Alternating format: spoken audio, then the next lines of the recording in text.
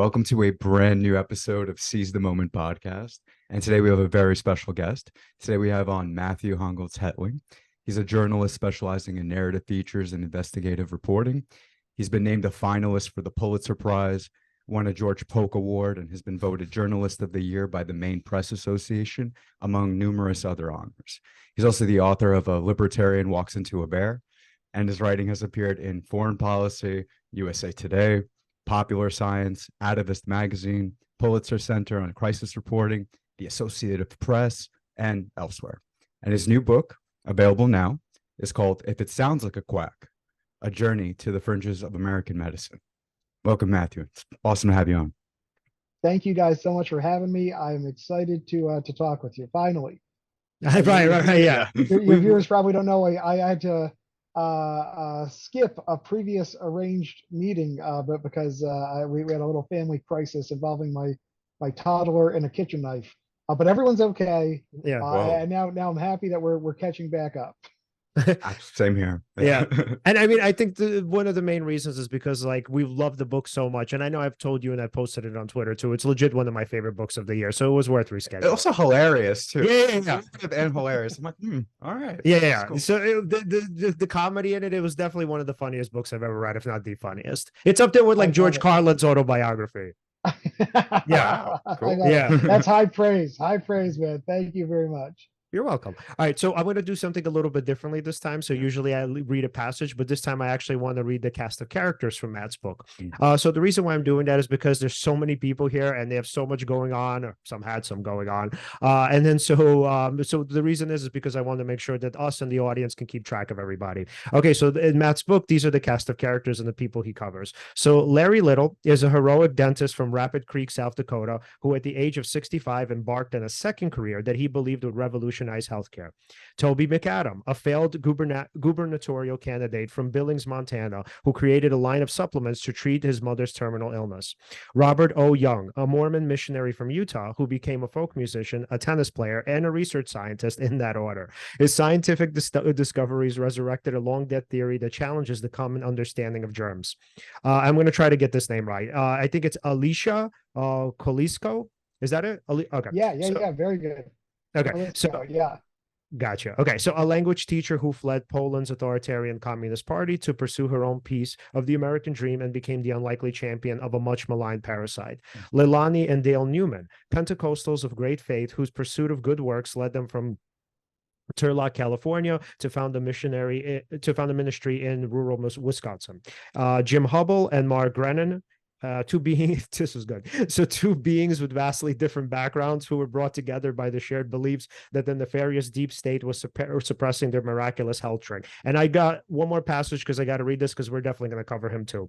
So this is Joseph Mercola. So in this case, Matthew wrote, the most heavily trafficked alternative medicine website in the world in 2011 was Mercola.com, run by anti-vaccine activist and Health Freedom Expo speaker, Dr. Joseph Mercola, who in 2009 stopped practicing medicine and in 2010 sold $7 million worth of supplements, such as Dr. Mercola Vitamin 2, which he did not adequately test for adulterants, and medical devices, including the I'm going to try to get this right, the telehermographic cameras, about which he made unfounded medical claims. The website's stance against Big Pharma was articulated alongside articles pimping things like the so-called horny goat weed for erectile dysfunction, and that year, Mercola's website drew 1.9 million visitors a month, as many as the website of the National Institutes of Health, many of whom came back multiple times a week. And the final passage here is the proliferation of one true cures had serious consequences. If an individual winds up in the emergency room because they took a dietary supplement laced with a dangerous drug or toxin, we can all make fun of that person for not being more careful about what they swallow. But it's not just one person. In 2015 alone, 23,000 Americans went to the emergency department after taking bunk dietary supplements to lose weight or improve their sex lives or boost their athletic skills. So, oh my God, there's so many different avenues that we could take, but I actually don't want to take any of these. So where I want to start is actually what I think is going to not only just grip people, and I think it's also the most fascinating part. I think it's going to grip people, and I think it's where we can kind of begin to see how this all sort of started and proliferated. So in your book, you talk essentially about how the medical establishment is partially responsible responsible. So oftentimes in the media, we think, okay, here are these sort of bad guys and these kind of, let's say, narcissistic kind of parasites, and these people who pretty much just feed off of other people. And then you have the pharmaceutical industry, the medical establishments, the doctors. These are sort of the good guys, right? You have this very binary way of viewing it. But your understanding is a little bit different. So I'm going to ask you to take us back, man. Take us back to how kind of the medical establishment got started in the US, obviously. And then kind of how it was the foundation of all of this, of the one true cure, and obviously what that is.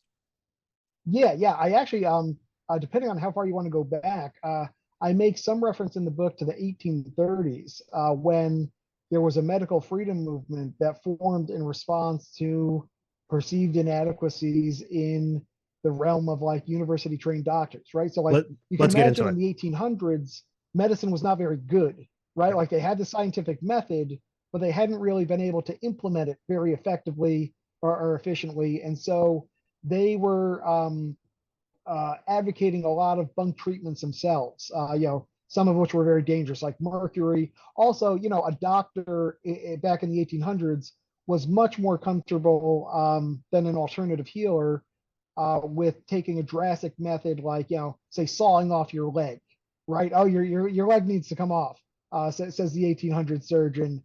And, maybe it doesn't, maybe it doesn't. But that guy's going to make that decision a lot more lightly than maybe say like the traditional folk healer who's actually a member of the community that lives there, right? So even way back then, you had these kind of two dichotomies, this dichotomous setup where you had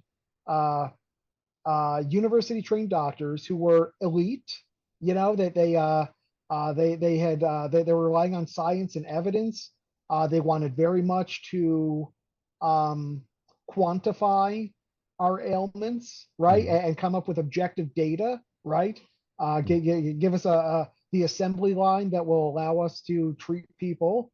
And then you had the folk healer or the alternative medicine, maybe like an herbalist, maybe a midwife, maybe a shaman, right? And their method of treatment was much more based in like personal relationships, right? These were the folks who, they're treating people primarily in their community. There's a much more holistic approach. And if they, do you guys swear in your podcast? Oh yeah. Yeah, go ahead. Go for it, please, all the time. If they fuck up and kill somebody in their community, then that is going to weigh very heavily on them. They're going to pay a big social penalty for that. There's going to be a lot of social consequences, right? And so they tend to be much more about treating the person rather than the disease, and much more, much less interventionist, right? They're going to be much gentler with what they come in with. They're not going to saw off a leg, right? They're just not going to do it, because then they got to look at that guy, that one-legged guy, for the rest of their life, and maybe it's their cousin-in-law or something like that, whatever. So that was kind of like what it was like in the 1800s. Over time, medical science and the university-trained doctors has gotten much, much better at treating people, right? Our lifespans are ridiculously long compared to where they were a couple hundred years ago. And this is due to many things, but one of the biggest factors is that medical science has figured out how to knock down things like, polio and Legionnaire's disease and all of these ailments that were so fatal to us in the not very distant past, right? And they figured out how to saw off a leg in a way that's relatively safe. That they've managed to just rack up this enormous series of wins, right? That is due to the body of medical evidence. So that's good. But what's bad is that they've also, in the course of that,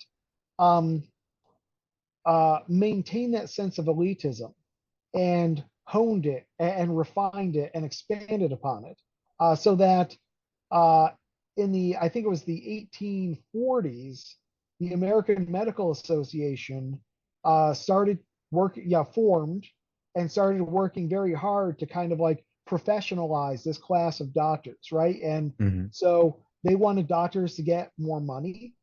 They wanted doctors to be able to sit in a centralized office rather than ride out on horseback to visit their patients.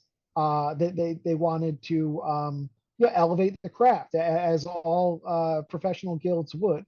And so what happened was, over time, they were extremely successful at that. They said, if we want to drive up our wages, we have to make fewer doctors, right? So that they're in more demand. So a very basic free market concept, right? You reduce the supply, and then the supply goes for a more dear price. And so they were amazingly effective at that. They convince a lot of state legislatures and a lot of universities to build a system that would elevate their craft. And the end result is what you have today, which is not enough doctors to provide meaningful access for many tens of millions of Americans. You've created a wage system that allows the medical doctor, the average medical doctor in a specialty, to start at, I think, $350,000 a year. And they will tell you that this is because they owe $1 million in student loan debts. And that is a totally valid argument for the doctors to make, because that system is so screwed up that law school or medical schools are charging $1 million in tuition over the course of a program. Right. And so you have so much money in that system that it is creating sort of a cultural distance between the medical profession and the Joe average American citizen, right? The Jane Does, who not only maybe don't have the easiest access, but also when they get into a doctor's office, maybe feeling particularly uncomfortable because the doctor might have just come from a different world experience, right? That might be perceived as attitudinal. And so, yeah, so now what we've done is in the book, I talk a little bit about a guy named Mike Montero, who's a kind of like revolutionary minded designer. He started with like computer designs, and now he's a thought leader. Talks about this idea of like system design, meaning like big systems, political systems, societal systems. And he demonstrates that when you design a system, as we've designed our medical system, the outcome that you get is kind of built into that design. So when you design a system that limits access, that elevates doctors, that creates this cultural gap between doctor and patient, what you're doing is you are ensuring that there is going to be a demand for an alternative form of medicine, right? So people are forced to go seek out, or not necessarily forced, but they're incentivized, let's say, to go and seek out other forms of treatment. And that creates a very fertile ground for, maybe some good alternative healers, your yoga instructor who wants to teach you wellness and meditation that maybe brings down your blood pressure a little bit. But it also creates a fertile ground for absolute charlatans and quacks and bad actors who are charging big money to administer completely bogus treatments that result in their clients' death, either because the treatments themselves are actively harmful or because they're being taken instead of conventional treatments for very serious diseases like cancer and kidney disease and all of that. So that is my very long-winded response to your question. I'm sorry. Thank you for letting me monologue. What do you think? No, I love that. Oh, absolutely. That makes a lot of sense, right? I mean, because of that cultural gap, right, and that sort of elitism, that sort of attitude that, let's say, the average Jane Doe, John Doe gets from the doctor, totally makes sense that you might seek alternative forms of medicine, right? Like maybe I don't feel comfortable dealing with this person. Maybe I'm just dissatisfied with kind of what is the mainstream. Maybe I'm sort of a person who is not necessarily conspiratorial, but thinking, okay, maybe this doctor that I have access to in the mainstream won't provide me that thing that the real elites are getting. Maybe they have access to something else. Can I have access to that? Do these people who are touting these other forms of health treatment maybe have access to something these doctors don't? oh, is the FDA even so sacrosanct, right? Like have they ever made any errors before in their judgment? Maybe due to that one error that I can research and find on Google, you know what? I'm going to invalidate all of their work and try to go for these other doctors proposing these other treatments or something like that. Right. Yeah, I could think of like a million different reasons. Yes, I would want to add on to that. Yeah, so I really like that, and I would just add on to that in terms of what the kind of gap also, and this is obviously not the only one. I mean, obviously, what you just mentioned, Matt, and then the other gap is I think for the most part, people really want to understand what it is they're experiencing and why. And so oftentimes, and I've had this experience with physicians a lot. Not I want to say I was going to say all the time, a lot, where they just kind of don't tell you or they don't explain much to you. They just tell you like, well, here's a diagnosis, and you're like, this is a very long, like strange sounding name. I don't exactly know what that means. So do you want to? Sorry, it's just even to add on to that. So because doctors are incentivized, the more patients you see, the more money you make. Yeah. And I mean, I've worked in a doctor's office before. Of course, this is anecdotal. This is just my experience, but yeah, they would see a patient for about 10 minutes. Yeah. Right. Maybe see them. Oh, okay. What's wrong with you? Okay, great. Okay, we're going to do this test on you. You get those test results. They call you back. They might just let you know if something is abnormal. They might not explain other things necessarily on that test to you. Now, of course, yeah, it makes sense. Let's talk about the abnormal thing. But maybe you want an overall picture of your health that's a little more personalized to you or something. Right. Or for instance, maybe there's a doctor that will prescribe you blood pressure medication, which makes sense to do to lower your blood pressure, but they might not necessarily give you that other option of saying, hey, maybe we could work on your diet. Maybe this drug that's going to end up, making me some money. Maybe that's more in my, incentive to give that to you. And that's going to be that short-term thing that heals you, but never mind the side effects and blah, blah, blah. And by the way, I'm just trying to take the perspective of somebody who's a little more paranoid. This may or may not be true because each specific person, who knows what their situation is? Right. Maybe that blood pressure medication, blah, blah, blah, works for them. But just, to take the perspective of the patient, whoever obviously they may be, I think the thinking is I want to really understand how my health works. And most of the time, I don't think doctors really have much of an incentive to explain, to kind of cultivate some sort of not just relationship, that's one aspect of it, but also to cultivate some sort of insight. So I think the understanding there is that, well, you're not a doctor. I'm the one who went to medical school. So don't worry, let me just take care of you. And now here you have this vacuum where people are coming in and they're saying, and you know how many times we hear that in conspiracy circles where it's like, you're in charge of your own health. You could take care of yourself. You don't need the establishment or you don't need these experts. You can do it yourself, right? This is all very simple, right? And you hear this about so many different structures like the financial system, whatever. They're like, oh, it's needlessly complicated because, big pharma's profiting. So wait, just because, can I just really quickly segue? Okay. So to Matt, now how do we get into now the world of the one true cures, right? How does now that proliferate? And then also now can we actually get into some of these stories and some examples of these true cures? Yeah, absolutely. So basically, you've got this system where people are primed to look for alternatives. Yep. And the one way to find the worst alternative cure is to find the one that's making the most promises, right? This is and I have an ego, right? You have an ego. We all like to tell ourselves. He definitely has an ego. Totally.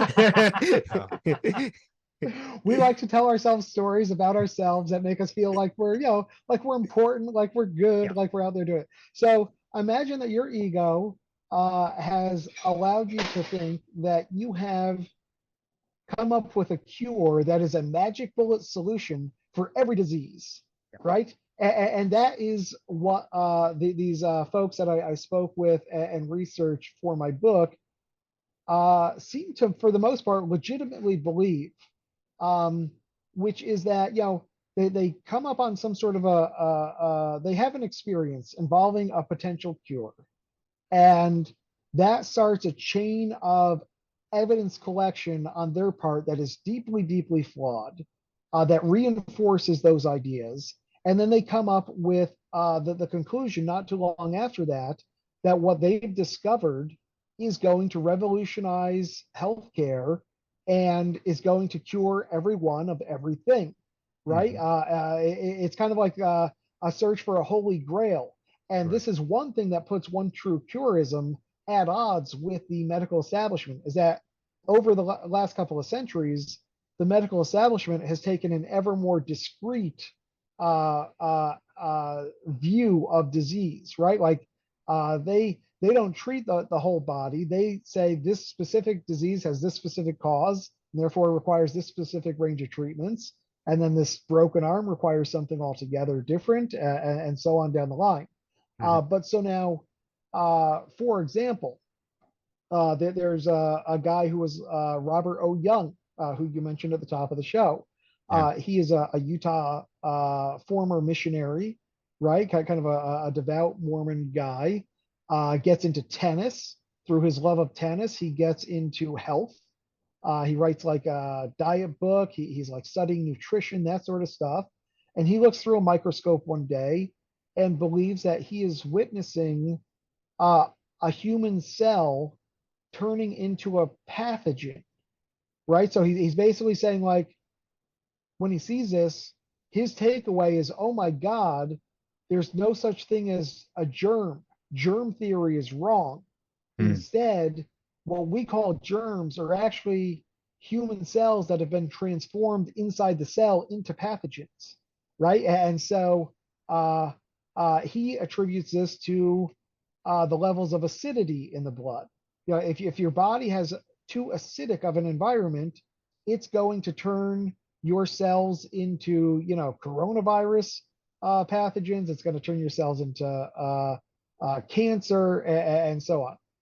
And so therefore, the one treatment for all of this is to deacidify the body, which you can do at his ranch for $6,000 a night, where he will, for an additional $180, inject baking soda into your veins, right? To bring down your acidity, all while feeding you a constant diet of vegetable smoothies. And so, yeah, that's kind of like where it ends up. You start off with this idea, and then you go out, you start to try to make money on this idea, and that brings you into conflict with society, and you cause a lot of damage along the way. You know what's really messed up? Specifically, Robert Young. I was caught in the grips of this quackery. Oh no! So not specific. Yeah. Oh no! Yeah, totally. I don't know this. Oh God! I don't know how many years ago this was. Oh no! But I was listening to or watching Tony Robbins. Of course. So Tony Robbins says, all right, the reason for all your inflammation, whatever, for you being fat, this, that, whatever, you name it, all these bad things, is because your diet is too acidic. There's this Dr. Robert O. Young, who introduced this concept that, you know, of alkalinity versus acidity in the body. Acidity leads to all these bad things. I have this chart on the screen showing what happens if your body's more alkaline versus acidic, blah, blah, blah. All this kind of got me. At the time, I was so into losing weight, and I was like, wait a second, this makes sense, right? I mean, yeah, I guess there are foods that cause acidity. I guess if I ate crap, that would do bad things to my body, and maybe that's where the acid's coming from. And then I'm like, oh yeah, vegetables. Nobody likes vegetables, right? Of course that's what's gonna give you the alkaline, blah blah blah. So whatever. Best kept secret. So I tried it. Try these 7 weird tips for deacidifying your body. And it actually, you know what's weird though? Then I started having this thing of where it was sort of working for me. Because, I mean, of course, you even mention it in your book, too. You're like, well, you know, of course, if you eat a whole bunch of vegetables, which anyway is recommended to you, and work out, which is also being recommended here, too, of course, you're probably going to have good results from that, right? So I started buying into this more and more. Then I started touting this idea to my friends. And then this one friend of mine, I'm so happy, I'm grateful to this friend. He said, wait a second. No, that whole pH balance thing it's not true. And the way he explained it to me is like, you know, your body, no matter what you put into it, anyway, regulates your pH. Like it's designed to and try to keep you at a certain, you know, base level anyway. So Absolutely right. yeah, so then Wait, was this Mo or Alvin? no, it's actually Richard, Oh wow, our good for engineer him. friend. Yeah. Yeah, good for So- him. yeah. So then I was like, oh no. And then I still tried to believe it. I was like, no, this is true. I promise. And then eventually I got out of it. So yeah, and I kind of fell for it. I was looking for that, that one cure as far as that goes. So Yeah, and yeah. what's interesting is after that response began to be circulated about the whole pH miracle thing, that the idea of deacidifying the blood and the urine and all that sort of thing, which is, as you said, self-regulated by the body. He kind of like tweaked his teachings, and I didn't go into this in the book, but okay, what's like the fluid in your like I want to say like intergumentary system or whatever. Basically, he basically switched it so that now the acid buildup is supposedly in parts of your body that the natural deacidification process can't be tracked as easily, right? And so he's just like evolved it a little bit, So like maybe it's like your synovial fluid. Well, you can't get at your synovial fluid with a needle easily. And so, that's where the magic bad thing is. Right. And as you say, like it comes down to like diet and exercise, right? And that's not a secret. People have been saying that for hundreds of years. Any doctor worth his salt or her salt will tell you, diet and exercise, that's the big key to health. But the problem is if you're in the nutrition sector, you can't make money by telling people to have a good diet and exercise more, right? And so you have to somehow trademark your stamp or your version of diet and exercise. And even though it's a very, very simple concept and everybody kind of knows what it means to have fewer calories and do a good workout a couple of times a day in a relatively safe way, a couple of times a week rather. They've got to come up with something that's very, very unique that they own. And packaged. in order to sell that package, right, they have to, assert that there's some sort of secret or technique or trick buried in that diet and exercise advice that is vital that only they know. And it's just bunk.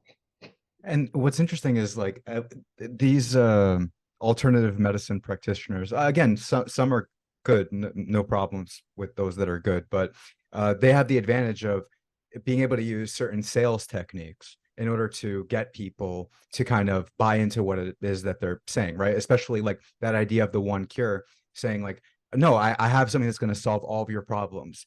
Do you sleep badly at night? Do you have a lot of inflammation? Do you have all these bad things I'm about to list to you? I actually have a solution for you for that.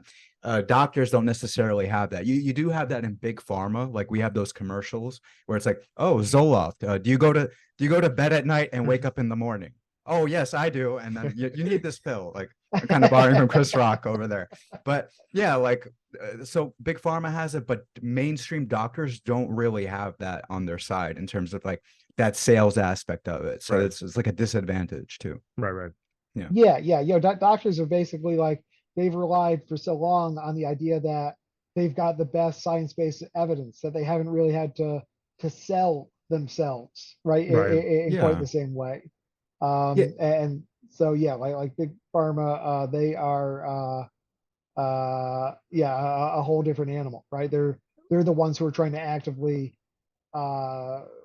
force the system, the otherwise decent medical system into overprescribing, and that's a whole nother issue and problem and complaint. Totally. And you could even argue that maybe like, the fact that there are a lot of doctors doing podcasts now who, try to give good information, not all of them, of course, but, it exists, right? And that might be a way to kind of try to bridge the gap, I guess, if you get popular enough, you can make your, that legitimate information viral in some way by maybe being interesting or whatever it is. Yeah, there's some good ones. People. Yeah, if you guys know Z-Dog MD, so we had on Rachel Zoffness. So she's friends with this doctor named, so he's super popular on YouTube, Z-Dog MD. So he's really great. Like he's a pretty mainstream doctor and he's comical as fuck. So like he has like these really, like he attacks a bunch of like these alternative healers and he's really funny. So he's one of them. Yeah. So yeah, and then just to kind of go back to Robert Young's case, right? So now can we now get into so how did it get to the point where he actually first of all started the ranch, and then on top of that, what were some of his, and I will call them victims, what were some of his victims like, and can we even get into the court case that kind of ensued from all of that? Yeah, absolutely. He had this best-selling book pretty early on, the pH Miracle Diet, sold millions of copies, which means that he made millions of dollars off of it. Right. He spent, but he wanted to kind of like keep the ball rolling, so he released a bunch of other books that kind of like fine-tune that concept or applied the pH Miracle concept to more specific forms of disease, and then he invested some of his money by buying this old grapefruit and avocado ranch in California, and opened this miracle ranch. And this was going to be kind of like the glowing center. And the whole time that he was doing this, he was like trying to kind of like gain legitimacy within the medical establishment, but of course they were not having it.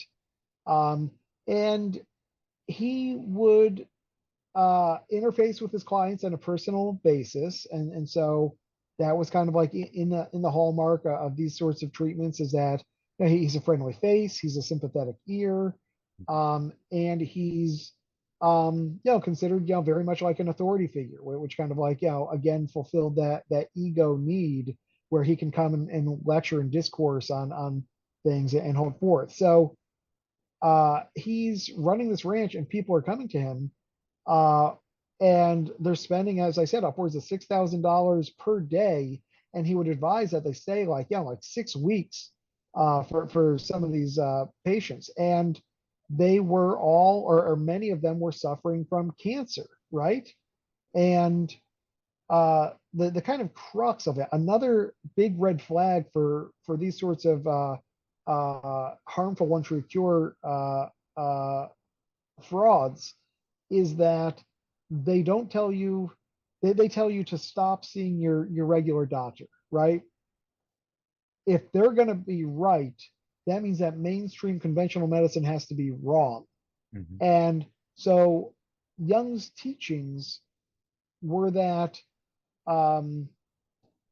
chemotherapy and biopsies and tumor removals and all of these things were actively harmful, and would make cancer worse instead of better.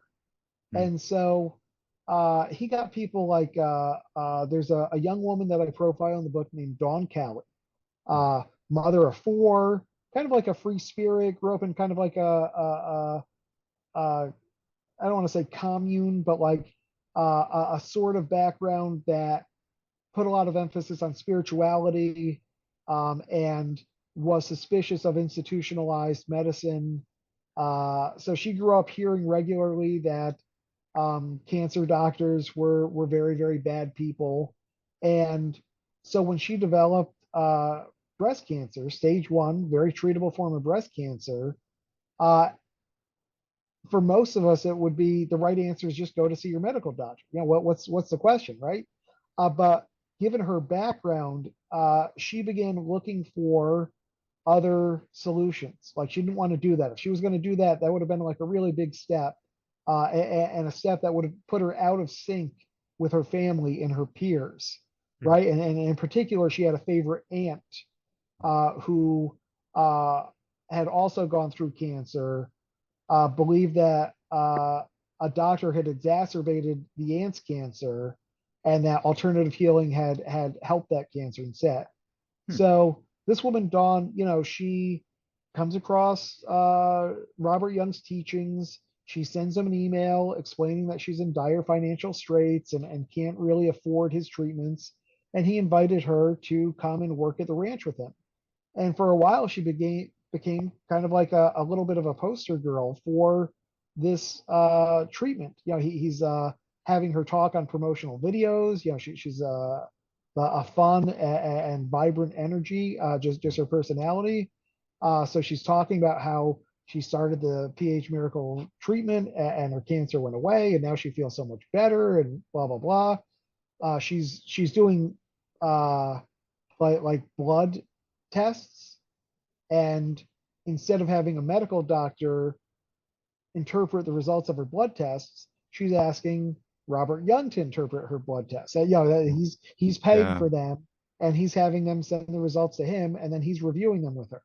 Right. And even when those results showed quite clearly that the indicators of cancer were getting worse, he would advise that she instead kind of double down on his treatments. Oh, you know what? You're only supposed to drink vegetable smoothies, but you ate a cheeseburger last week.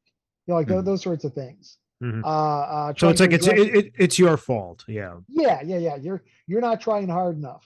Mhm. I'm telling you the right things to do, and you're not following to the letter. And also, these numbers aren't that worrisome, and all of that. Mhm. So she's like continuing to work for him. She's doing like promotional events with him. She's at a convention, lugging stuff around, and her back starts to hurt.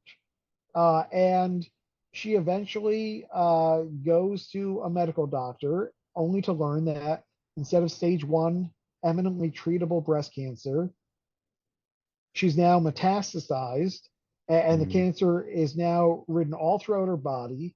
Mhm. One doctor tells her that a sneeze could break her hip off because it's been so weakened by the progress of the disease. And and she's still a single mother of 4 children, right? So it's just like particularly tragic. And even after learning that, she didn't abandon Young. She started doing kind of like dual treatment with him and with conventional medicine.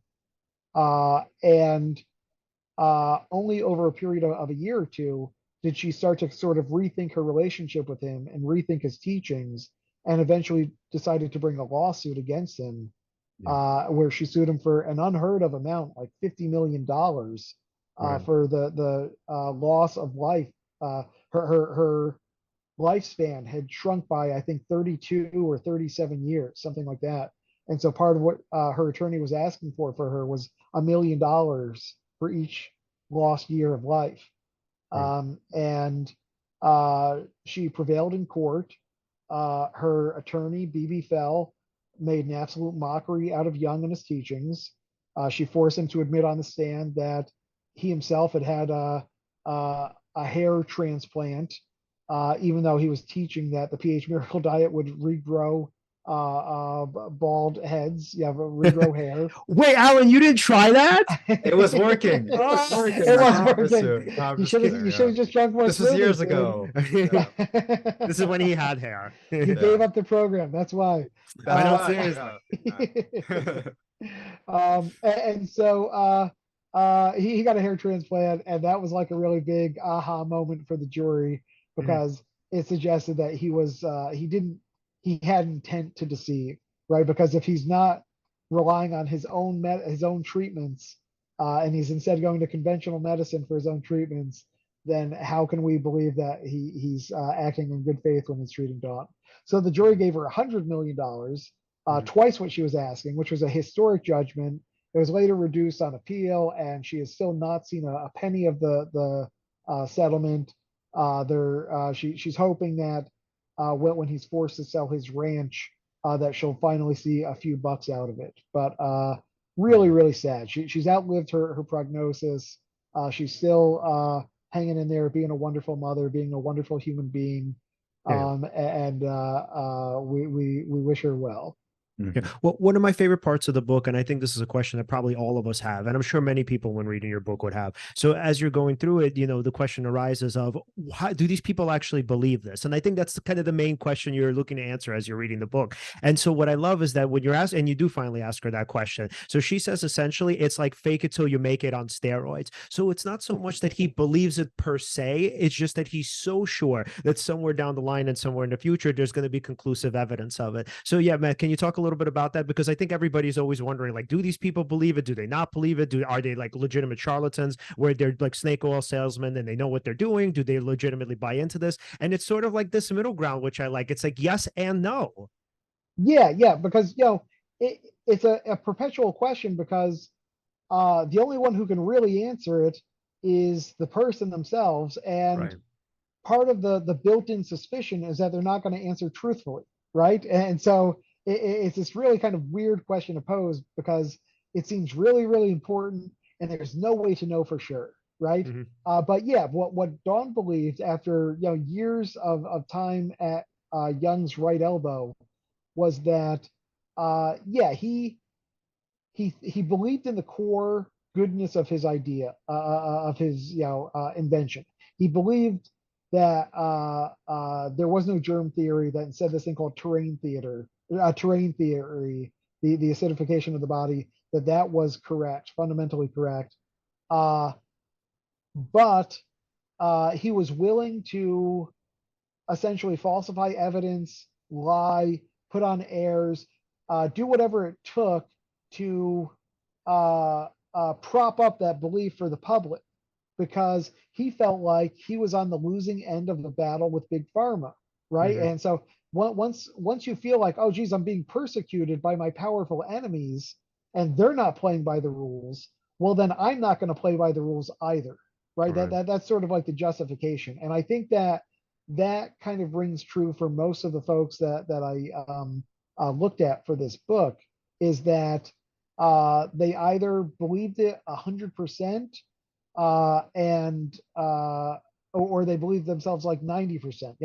If there was any shred of doubt, they couldn't indulge it because they felt like they were being so kicked around by the system Mhm. that they couldn't give any ground. They were essentially, again, to attribute this to flaws in the system, they were radicalized by the system, because when they came up with these ideas, at some point they bump up against a public, some agency with an interest in the public health, Right. and their interactions with those industries or agencies are leaving them in a place that's more extremist and radical than they were before.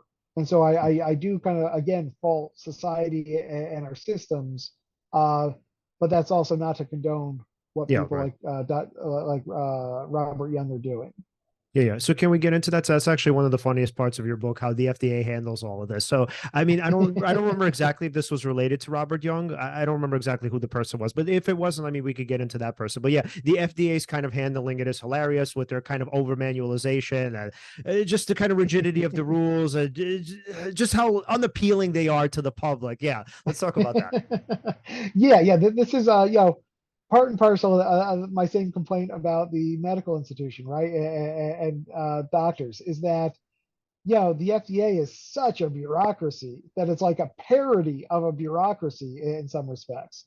And so in the book I talk about, I kind of go on at length about, they have this 567 page field agents operations manual, so that they have inspectors and investigators who go out and will, like, say, look at a facility to ensure that the vitamins being produced there have what the vitamins say they should, or they'll investigate a fraudulent claim about a medical device that someone is saying can do something that it can't actually do.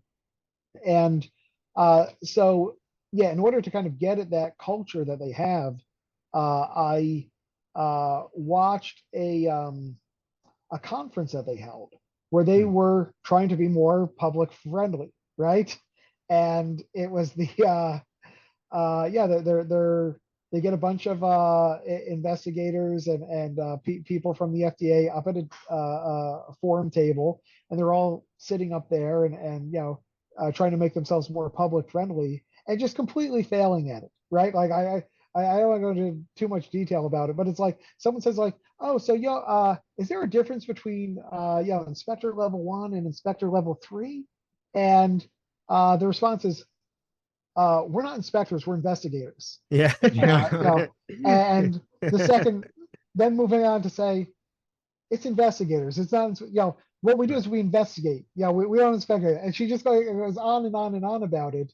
And meanwhile, like the name of the conference is like the Inspectors Summit, or something like that. It's got the word inspector in the name of the overarching event. And so they just they're not good at interfacing with the public. They're so bound up by these rules, that the rules micromanage their behavior to an asinine extent. Like they have to phone it in every time they change a pair of gloves practically, or what they get a tear in their rubber booty as they're walking through a facility. And it's it literally tells them to keep a pen on them at all time, but not to put the pen in the shirt pocket because because it can fall out. Yeah, like those sorts of levels of micromanagement. Or when you walk across a train track, you must do it at a 90-degree angle, right? Yeah. And so I think it's all kind of like data driven and driven by an interest in public safety and safety of their staff and employees and all of that. But the end result is to strip anybody on the ground of any sort of humanity, right? Like if you're an investigator, you're essentially not a person. You are a robot or a vehicle for this higher administrative cause. And that, I think, is part of what radicalizes the one true purists and drives them into these ever greater extremes. Right. Yeah. And it's like, I mean, the thinking is with the FDA, it's not very exciting. So I think when people want to, or if they do want to, if they listen to their conferences, I mean, the thinking is you kind of get bored, you fall asleep, you probably don't understand most of the technical terms, but then you have somebody like Jim Humble, and this person is like an alien, he's from another planet. Yeah. I have to, before we ever end the show, I have to get into that. Right. So you have something that's super interesting and exciting. And so anybody who's into, let's say anybody who has a pulse, I would say, has some interest in aliens, right? So I'm not really, I'm not a supporter in any sort of way. I actually don't think that there are aliens. Support aliens? No. So yeah. So and because we have a friend who does, and I know she would watch this, so I don't believe in aliens. But the thing is, but it's super interesting, and I think all of us, to whatever extent, are caught by something like that. So when you have something like the FDA and some really just pedantic manual that nobody has any interest in, because again, it's very kind of a sort of rudimentary. But then you have this other person who's claiming to be some intergalactic being, that's going to sort of bring eyes to you, right? So let's talk about him. How did that happen, and how did he realize that he was an alien? Jim Humble, Alabaman, works in a supplement store for a little while, gets a bunch of other jobs, winds up mining gold in Guyana, in South America, in the jungle, and there's a lot of malaria there. So a couple of his workers at his gold mining camp get sick. And it just kind of like occurs to him, like, oh, hey, maybe if I give these guys my water purifier, it will purify their bodies and kill whatever's causing the malaria, the parasites inside them. And so he does it, and supposedly they recover. And then he starts refining this idea until he thinks that he's got a drink that is basically a disinfectant and chemically is essentially like a very diluted form of bleach, will cure anything, including cancer. So that's like his one true cure story. His personal story is that he at one time was mixed up in the Church of Scientology. I think he found them to be not out there enough, or at least not Jim Humble centric enough. And so he eventually comes to believe through his series of spiritual experiences and regression therapy and all that sort of stuff, that he is an alien who has lived many past lives on Earth before, and before that he was part of a species of alien that has this really dense mythology. It's like as dense as like the Star Wars canon before Disney wiped it out. It's like there's this planet of the gods ruled by this guy named Manzanora. There are 55 planets in their empire, and they go out and they basically like build new planets. So they're the ones who brought all the animal life to Earth.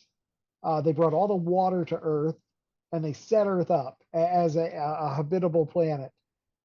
And so he says, evolution, it didn't happen on Earth, but it did happen. It's like those sorts of odd things. And and he thinks he met the biblical Eve in a prior life. That she was injured during a spaceship crash, and they healed her. So he's talking about egos. Imagine if your personal story was that you were not only bearing a revolutionary medical product that could reform the medical system, but that you were an alien whose product is also going to elevate humanity and allow it to take its place among the stars, and that you're battling against Manzanora's evil agents who have infiltrated the United States government and are controlling big pharma and trying to stamp you out at every turn. That's Right. an exciting story to live in. We would only get to visit that in the movie theater, but he got to live that, guys. I'm not gonna lie, I kind of dig this. Manzanora. No, it's very appealing, actually. I'm not gonna lie. I'm listening to it, I'm like, That's appealing. really, it's a cool like fantasy show, in a way. I'm like, okay, I'd like to live this. Yeah. Absolutely. Absolutely. And so he goes on and he's got this drink that he's like, for a while he's living in like an abandoned gold mine in Nevada, refining his thing, and he's using I don't know, all sorts of wacky ideas to refine this product. And then when he gets it, he wants to get it out to the people.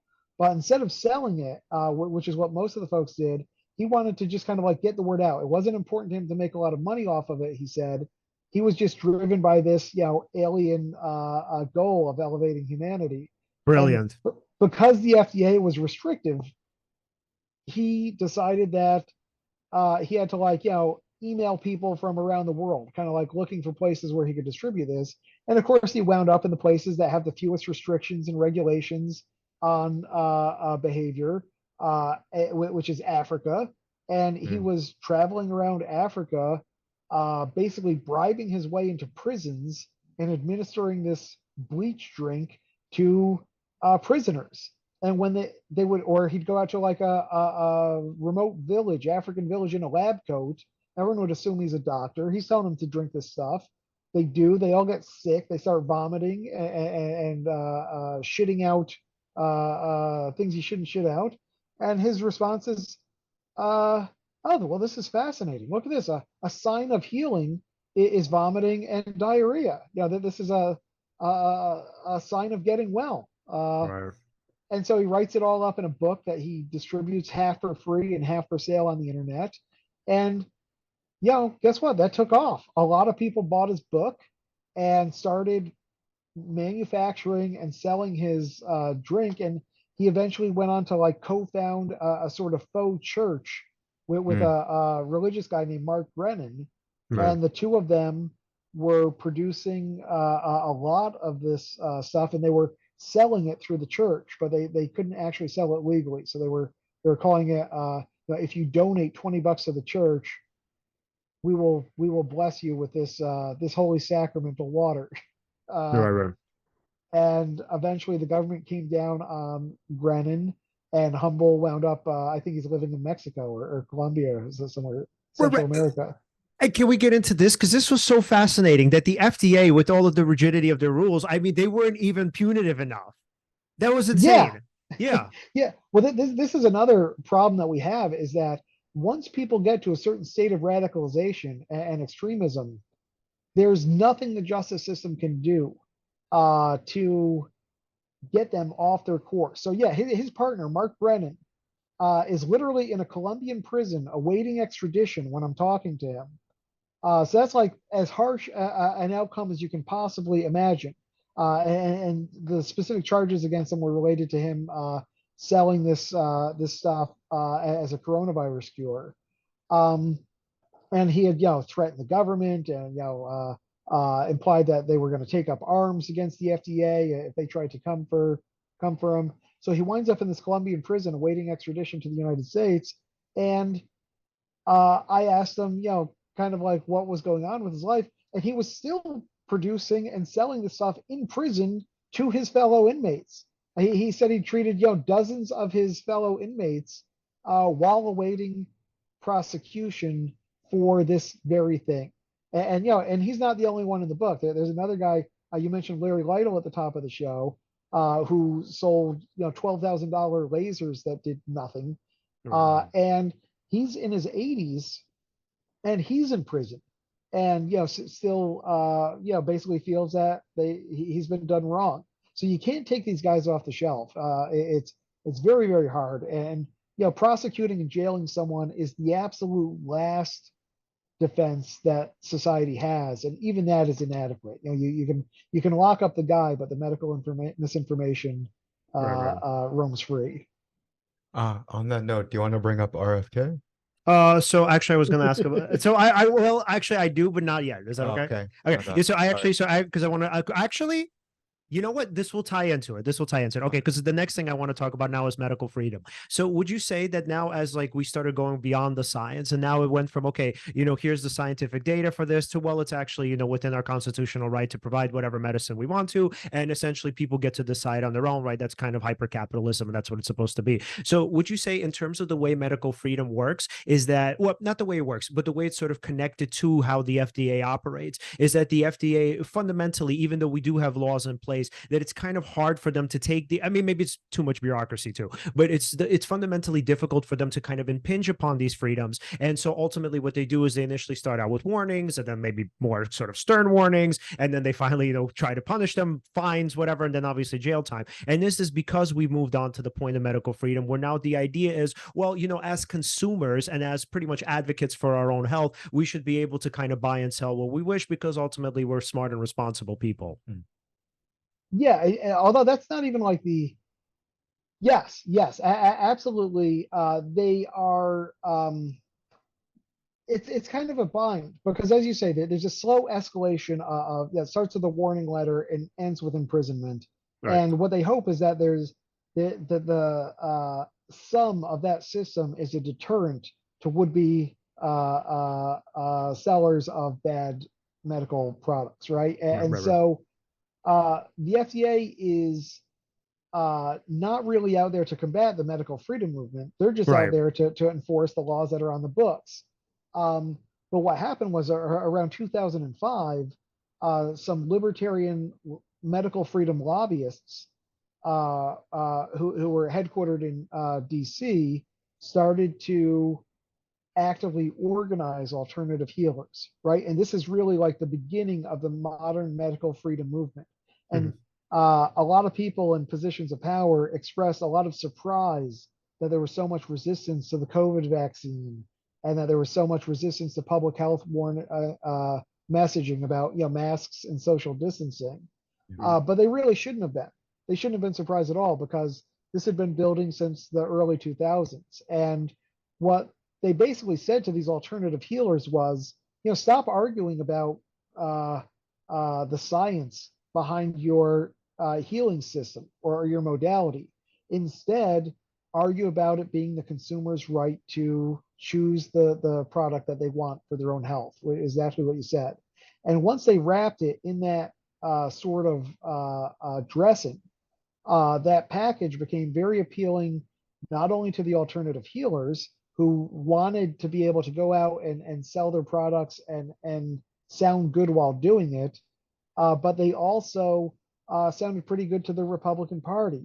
First the extreme fringes of the Republican Party, and then increasingly mainstream parts of the Republican Party, because it was a call for freedom, which is kind of like is in the Republican Party's wheelhouse, and B, because Republican leaders in both the political realm and the conservative media realm found that they could make money by selling supplements and junk health cures and everything else. And so they started monetizing their email lists or monetizing their shows to sell.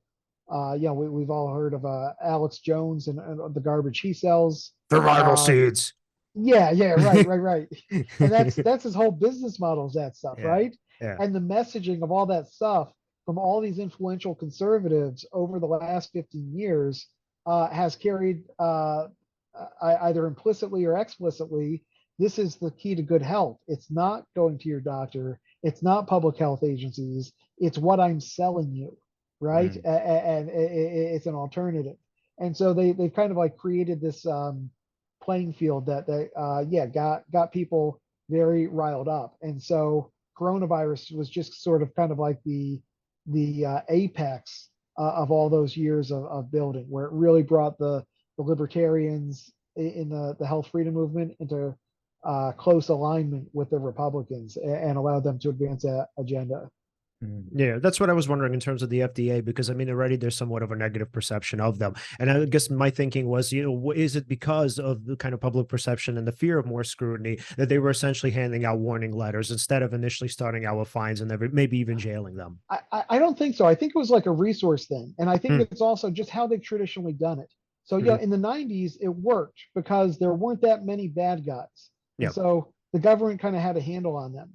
And now, even though the FDA is, 2 or 3 times the size that it was in the 90s, Mhm. the number of bad actors, both because of the sorts of political dynamics that we've talked about, and also just because of the internet Mhm. and the internet creating an ease of access and a huge public demand, um, that's created a profit incentive for people to enter it, to enter these fields. I think that they've just overwhelmed the system entirely. And so I think the FDA is less worried about retribution, or pushback specifically. I think they're just going out there doing what they do in their rigid, unfriendly way, and unwittingly not helping themselves any because of the bad taste that they leave in people's mouths, even Right. as we rely upon them to keep our food and our medicine safe. Right. I do remember you mentioning that the online pharmacies have ballooned over the past couple of decades. Yeah, there were like, I think something like 200 of them in the year 2000 or 300 of them in the year 2000. Mhm. And now it's like 35,000 of them illicit Right. online pharmacies. So it's staggering numbers. And the vast majority of them are selling stuff that contains, they're selling stuff illegally, Yeah. stuff that is either, not well regulated. Mhm. You get a supplement that says it's one thing, it's actually another thing. Um, By the way, uh, can I ask you about that? Yeah. So how common is that in terms of like the supplement industry, where it's actually like, let's say there's arsenic, or at the very least there aren't the exact ingredients noted on them actually in the bottles? yeah, I guess I don't have a specific number for prevalence. Mhm. But if you think of it this way, you can say like, someone can put a pill on the market without anybody testing that pill, Yeah. and you have a financial incentive to put all of your money into marketing and Mhm. selling that pill, and meanwhile creating the pill with as cheap an ingredient as possible. Mhm. I'll give you a really fun example. There's a guy, I think I only have like 2 paragraphs about him in the book, but I wrote an article about him named Herbivore. Mhm. That he legally changed his name to Herbivore. He's a vegan Mhm. activist.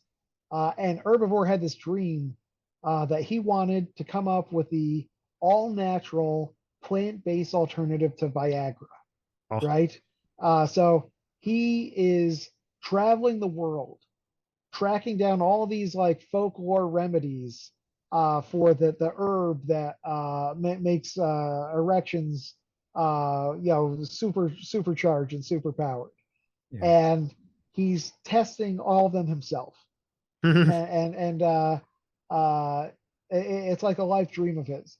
And he eventually has somebody send him an extract from a plant in China, that actually does what he's been looking for it to do for all these years, right? He's running like a telemarketing station in India at the Mhm. time when he gets his package. He gives it to his staff, and an hour later, he realizes that all of his staff are like giggling and hiding their lower halves behind their desks, Mhm. right? Uh, and so he's like, Eureka! This is it. And Mhm. he markets it. He markets a product called Stiff Nights, not subtle, and starts flying off the shelves. People are saying, "Oh my God, this all herbal, all natural Viagra works," and only to come out, eventually somebody takes it and has a heart attack and dies. They uh, look it up. The FDA looks them up. They test it, and they say it's got sildenafil in it, which is the active ingredient for, not Viagra, but one of its competitors. I can't quite remember. Mhm. Um, and so it turned out that his Chinese supplier had basically just taken the drug and told him that it was herbal, that it was this plant extract, which it totally was not. Mhm. Wow. And so you might have people who think they're selling stuff in good faith, and they don't have any clue of what's in the products that they're selling you.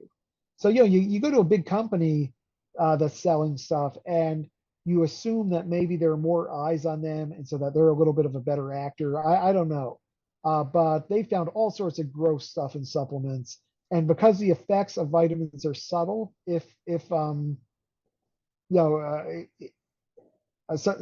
effects are better documented than others, but in Sure. all cases, they're pretty subtle effects. And so you can put whatever you want in them.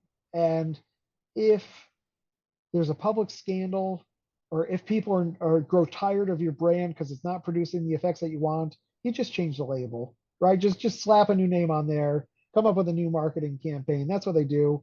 And the FDA is so bad at combating this that an independent study found that something like 50% of the products that they had ordered recalls for, and that is the extreme step that the FDA can do, right? That's the equivalent of locking the guy up in prison. Right. Those products, in 50% of the cases, were still on the shelves 3 years later, right? Wow. And so that shows you how weak the FDA is at regulating this. So why would you create a vitamin or supplement that has what it says in it if you can make more money by selling it with just some sort of junk filler inside it?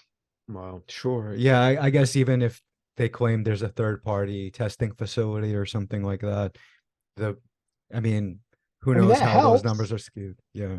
Yeah, I mean that's better than not making that claim, Sure. assuming that someone can verify that claim. But I think what it comes down to is for the health-minded consumer that wants to go with vitamins and supplements is find a reputable person, a reputable company that's been in the game for a long time, that has an established brand, that is has shareholders who would be hurt if it came to light that they were monkeying around with stuff, and develop a relationship with that company and learn more about it, and just do your due diligence when you're considering what it is that you're going to be putting in your body. I didn't expect to even ask this question, but just for fun, I guess if you did that, hypothetically, would it dissuade you if that particular supplement company, let's say that well-reputed one, Yeah. was not backed by the FDA or was not FDA approved? Because, like, let's say it's not FDA approved, but they've been in the game 20 years. Like you said, it would hurt their shareholders. That you did your due diligence. Would you still maybe yeah. Well, I guess I'm a little caught up on the question because I'm trying to think of like what approval the FDA gives. Like I don't know that the FDA actively approves of any vitamin. They sometimes Yeah. inspect facilities and ensure that a facility is clean. Yeah. But I don't think that they routinely test what's inside anything. So I don't think any supplement.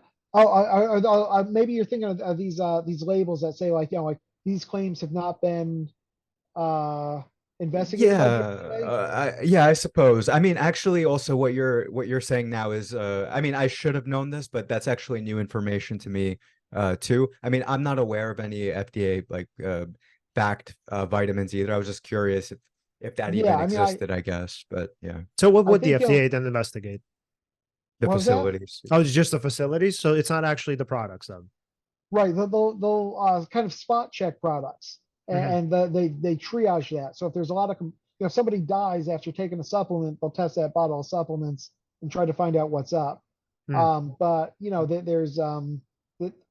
there was a change in the law in the 1990s, the Deshay Act, that shifted the burden of proof away from the vitamin manufacturer or the supplement manufacturer and onto the FDA. Right. And so there are, I think, 18,000 different vitamins and supplements on the market, and they just can't keep up. So yeah, I mean, I think probably the ultimate answer to your question is like, if they've been around for 20 years and they seem solid, they've probably had some sort of contact with the FDA. Just do a Google search, see what sorts of complaints there have been about that company. Right. And then make up your mind based on what you find. Makes sense. I got you. Yeah, and then so I also want to talk about, because we mentioned him in the beginning, Joseph Mercola. So would you say out of all of these, out of all the people mentioned, obviously he's not exactly a part of the book, but is Joseph Mercola at this point kind of the most notorious peddler of anti or alternative medicine? Oh yeah, I mean certainly the most effective and prolific and richest, Hmm. right? Yeah, by a lot of measures. But he doesn't fit the profile of most of the people that I look at in depth with the book, because Yeah. he's selling anything, right? Hmm. Mercola is not a person who came up with a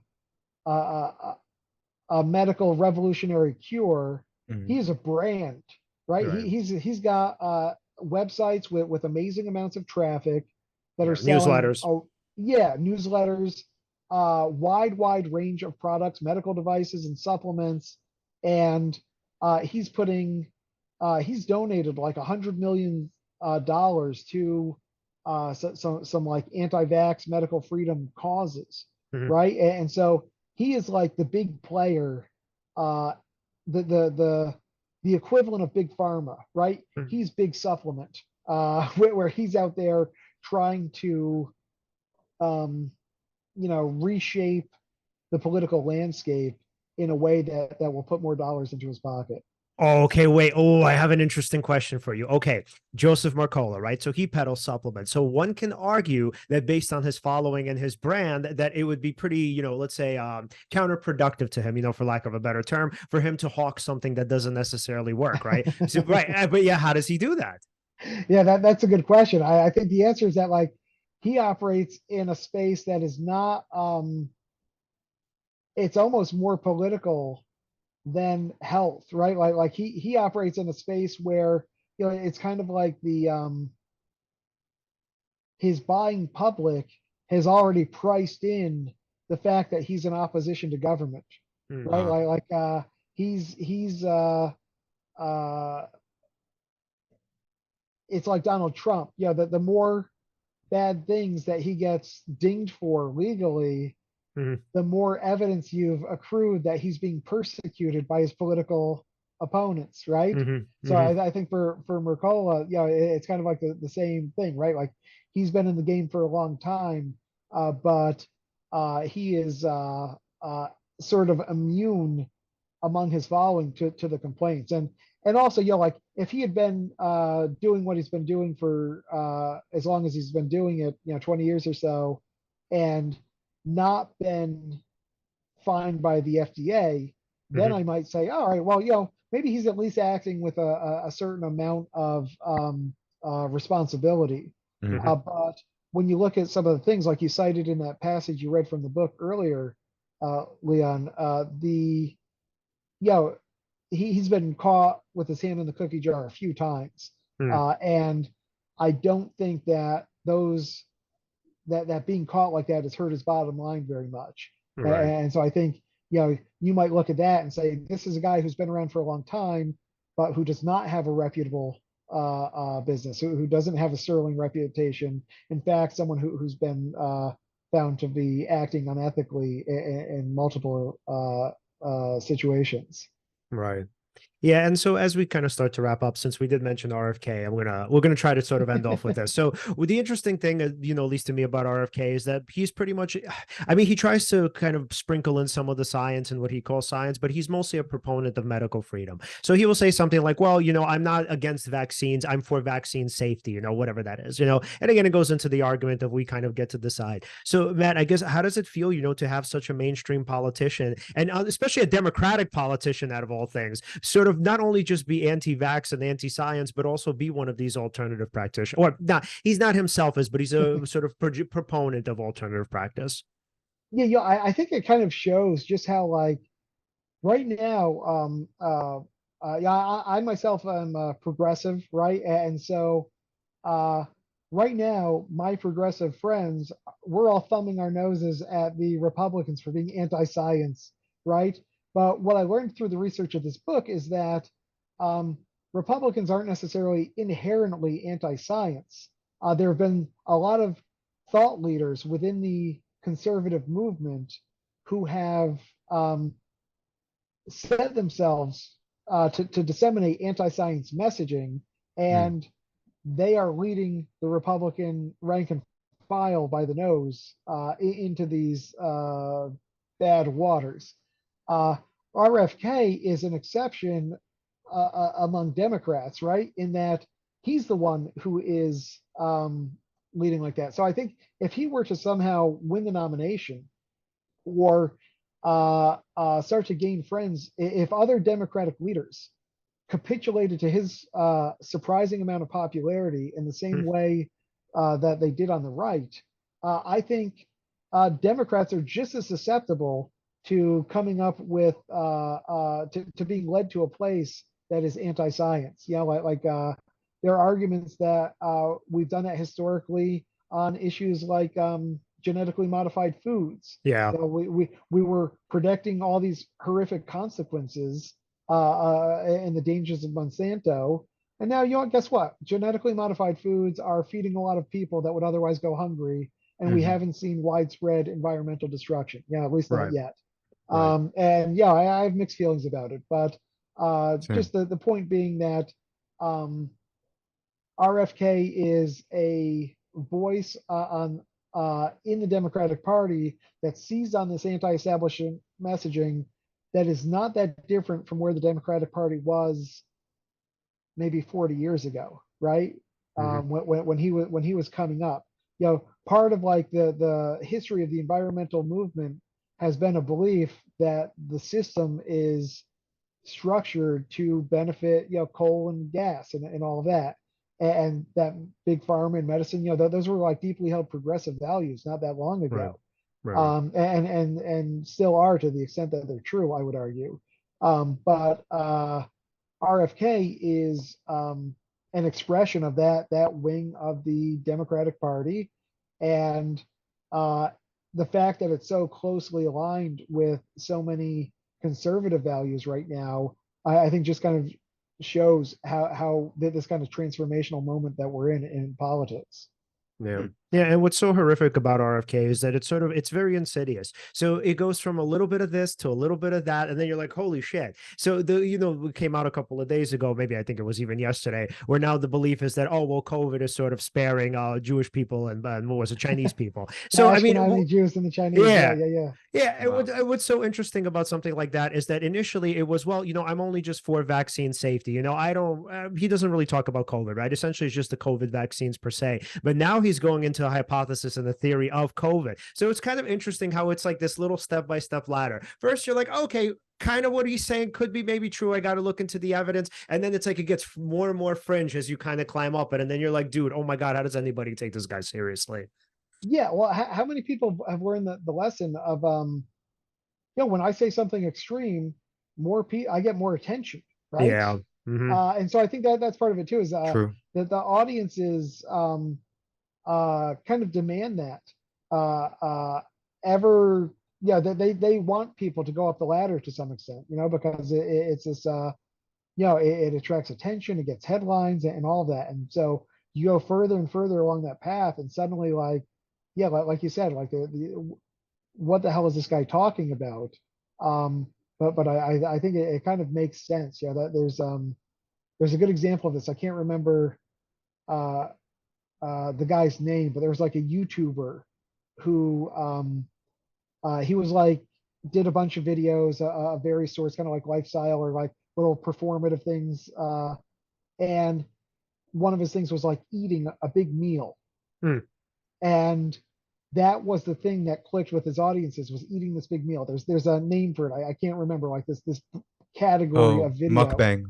Mukbang. That's it. Exactly right. Yeah. So he was a big mukbang guy.